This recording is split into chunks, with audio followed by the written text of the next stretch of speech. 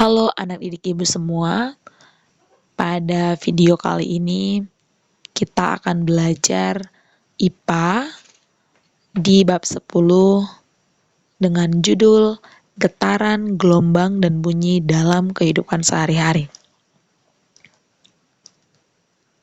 Sebelumnya, pernahkah kamu berpikir bagaimana seseorang dapat mendengar bunyi?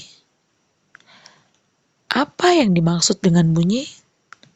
Kira-kira dari mana bunyi itu berasal?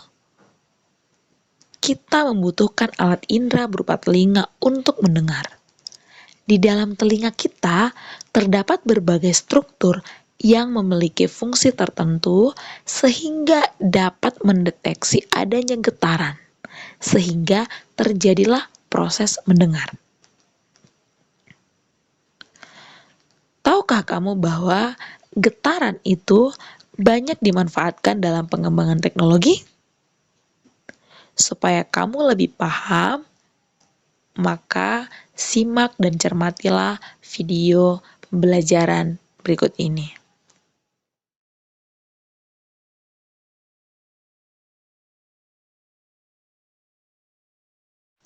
Pada bab ini, ada 3 materi yang akan kita pelajari.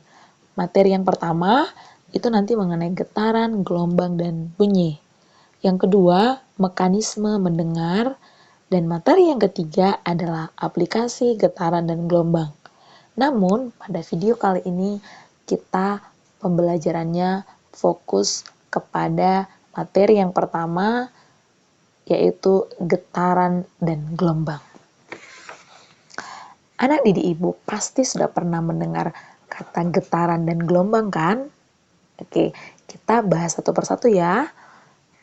Getaran itu adalah gerakan bolak-balik suatu benda dalam selang waktu tertentu melalui titik kesetimbangan. Semua benda akan bergetar apabila diberi gangguan. Benda yang bergetar ada yang dapat terlihat secara kasat mata, ada pula yang tidak dapat dilihat karena simpangannya kecil. Jadi, benda dikatakan bergetar jika benda bergerak bolak-balik secara teratur melalui titik kesetimbangan. Jadi, apa kira-kira contoh getaran yang bisa kita lihat secara langsung?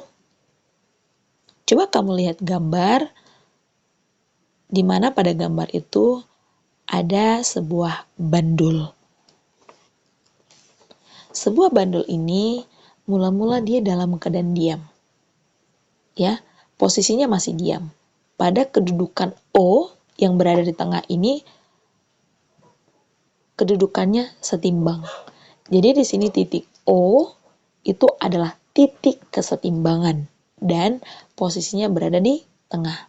Sedangkan simpangan terjauh dari bandul ini adalah titik A dan titik B. Jadi, pada saat benda dilepas dari kedudukan A, maka otomatis bandul ini nanti akan bergerak bolak-balik secara teratur. Mulai dari titik awal, yaitu titik A, ke titik O, ke titik B, ke titik O, dan kembali ke titik A. Jadi gerakan ini yang dimulai dari A kembali ke A, ini disebut dengan satu getaran. Salah satu ciri dari getaran adalah adanya amplitudo atau simpangan terbesar. Jadi bagaimana kira-kira untuk menentukan setengah getaran? Itu bisa kita tentukan juga. Jadi kalau dia setengah getaran, kalau misalnya posisi awalnya berada di A, maka setengah getaran itu dimulai dari titik A, O, sampai ke B. Itulah dinamakan dia setengah getaran. Atau apabila dimulai dari B, ke O, sampai ke A. Itulah yang dinamakan dia setengah getaran. Dalam mempelajari getaran ini, ada 4 besaran-besaran fisika yang akan kita pelajari. Yang pertama, periode atau disimbolkan dengan huruf T besar. Apa itu periode? Periode itu adalah waktu yang diperlukan untuk melakukan satu getaran, di mana satuannya adalah detik. Jadi bisa kita cari nanti periode itu dengan menggunakan rumus T besar sama dengan T per N. Kemudian, besaran yang kedua adalah frekuensi atau disimbolkan dengan F kecil.